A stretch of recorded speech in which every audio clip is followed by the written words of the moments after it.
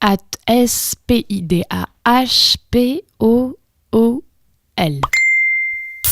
Bon, j'ai vu des personnes trans qui veulent prendre de la testostérone ou ont déjà commencé, mais avec un cruel manque d'infos. Certains ne savaient pas ce qu'est un diclite, par exemple. Du coup, je vais faire un thread de tout ce que quelqu'un qui compte prendre de la testostérone doit savoir. Les effets moins connus, les inconvénients, les faux espoirs possibles, etc. Et puis les autres, si ça peut vous informer, c'est cool aussi. Je vais me baser sur mon expérience personnelle sous testostérone depuis 1 an et demi et ce que j'ai pu apprendre des expériences des autres au cours de discussions, de lecture. Ce que je vais lister n'est pas obligatoire évidemment, mais possible et à prendre en compte avant de prendre une quelconque décision. Du coup, je commence. 1. La testostérone, ça fait pas prendre de muscles obligatoirement. Si certains ont eu cet effet-là, c'est génial, si c'est ce qu'ils voulaient, mais ce n'est pas quelque chose qu'on doit prendre pour acquis. 2. Ça peut faire grossir comme tout bouleversement hormonal. L'appétit grandit significativement et selon votre métabolisme, ça peut arriver.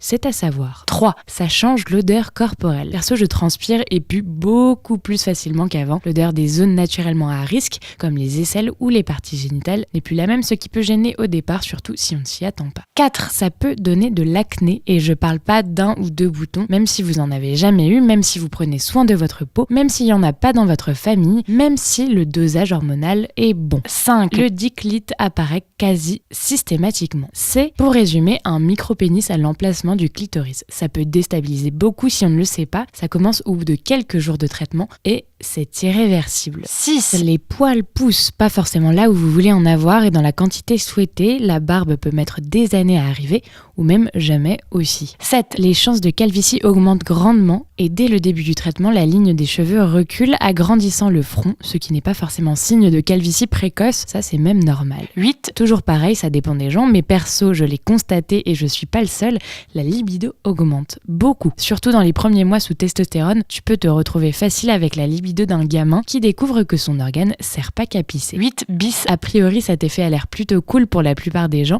et ça peut l'être, mais ça reste déroutant et parfois on ne comprend plus son corps ni ses envies. 9. La mue de la voix, la pousse des poils partiellement, et le diclite, je me répète mais on sait jamais, sont irréversibles, même si on arrête le traitement. 10. Tu as beaucoup plus chaud, des bouffées de chaleur dignes de celles d'une ménopause, surtout en début de traitement où c'est quasiment insupportable, du moins ça l'était pour moi. 11. Dans la plupart des cas, la lubrification naturelle de la zone génitale ne se fait plus, le vagin perd une grande partie de son élasticité et des micro-lésions douloureuses sont fréquentes s'il y a pénétration. Donc les poteaux trans qui utilisent leur vagin, pas sans lubrifiant surtout. Et si possible, utiliser régulièrement des crèmes ou ovules non hormonés après chaque rapport, c'est trouvable en pharmacie facilement puisqu'à destination des personnes ménopausées. Après c'est un peu cher, ouais, mais c'est mieux que d'avoir tout l'entrejambe en feu pendant des heures. 12. La testostérone n'est pas un contraceptif. On peut être fécond même sous testostérone, donc protection pour éviter les grossesses non désirées, capote, stérilet en cuivre, etc. 13. C'est triste à dire, mais le traitement hormonal ne donne pas forcément un